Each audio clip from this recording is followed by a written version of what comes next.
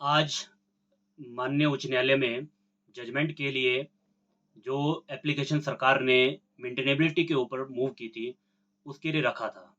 तो इसमें हमारे पक्ष में फैसला आया है, सरकार की एप्लीकेशन को डिसमिस कर दिया गया। जैसा कि हमें अवगति है कि ये सीपीएस की नियुक्तियों को लेके सतपाल सत्ती और अन्य जो 11 विधायक हैं, टोटल 12 विधायकों को ने ये केस को चैलेंज किया है। सीपीएस की जो नियुक्तियां हैं उन्हें चैलेंज किया है। तो पिछली बार जब 3/10 को मुद्दा कोर्ट के समक्ष लगा, उस दिन इस मेंटेनेबिलिटी की एप्लीकेशन के ऊपर आर्गुमेंट हुए। बहुत लंबा कोर्ट ने इसे आर्गुमेंट को सुना और आज जो इसके ऊपर फैसला आया है, उस फैसले में कोर्ट ने ये माना है कि ये पिटीशन मेंटेनेबल है। अब 16/10 के लिए मुद्दा ऑलरेडी उस दिन डेट फिक्स थी। 16/10 को हमने कोर्ट के समक्ष ये प्रेयर की थी कि जो इंटरिम एप्लीकेशन है उसको सुन लिया जाए। और इंटरिम एप्लीकेशन से अब अगला प्रश्न आएगा कि इंटरिम एप्लीकेशन को अगर हम सुन लेते हैं तो इंटरिम एप्लीकेशन में होगा क्या। 2 मिनट के लिए मान लो कि अगर कोर्ट इस नतीजे पे पहुंचता है कि इन सीपीएस की नियुक्तियों के ऊपर रोक लगनी चाहिए, तो जैसा मैंने अन्य चैनलों के माध्यम से भी पहले ये कहा है कि इसमें पब्लिक एक्सचेकर इन्वॉल्व है। और जब ये सुप्रीम कोर्ट का लॉ है, तो सुप्रीम कोर्ट का जो कानून है वो लॉ ऑफ लैंड होता है, तो उससे परे कोई बड़ा कोर्ट नहीं है। तो जैसे कि असम में और मणिपुर की जो जजमेंट्स हैं, जिसमें माननीय सर्वोच्च न्यायालय ने ये माना है कि ये जो नियुक्तियां हैं सीपीएस की, ये अनकॉन्स्टिट्यूशनल है, इलीगल है। तो इसी तरह से इसी को बेस बनाते हुए हमने सतपाल सत्ती जी और अन्य विधायकों के माध्यम से सीपीएस की नियुक्तियों को चैलेंज किया है।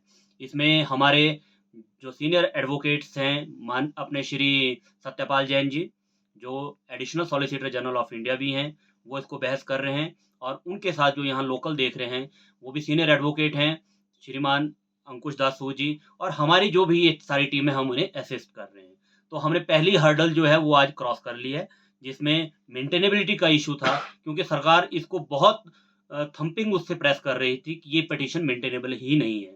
क्यों मेंटेनेबल नहीं है? उनका मानना था कि ये विदाउट विदाउट अथॉरिटी है, इसकी कोई कॉम्पिटेंसी नहीं है।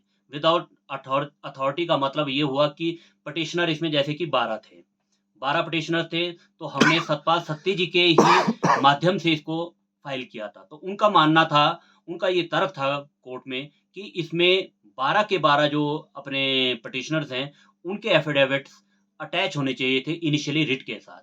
पर हमने उसको क्योर कर दिया था, वो क्योरेबल थी, क्योंकि ये कोई इलेगलिटी नहीं थी, ये इरेगुलरिटी थी। और इरेगुलरिटी किसी भी टाइम पे क्योर हो सकती है, ऐसा हमने कानून के माध्यम से कोर्ट को समझाया। और आज कोर्ट ने हमारी बात को ध्यान में रखते हुए हमारे पक्ष में फैसला सुनाया है। अब 16/10 को देखते हैं कि अब जब हम आर्गुमेंट करेंगे, कोर्ट किस नतीजे पे पहुंचता है। वैसे हम आश्वस्त हैं।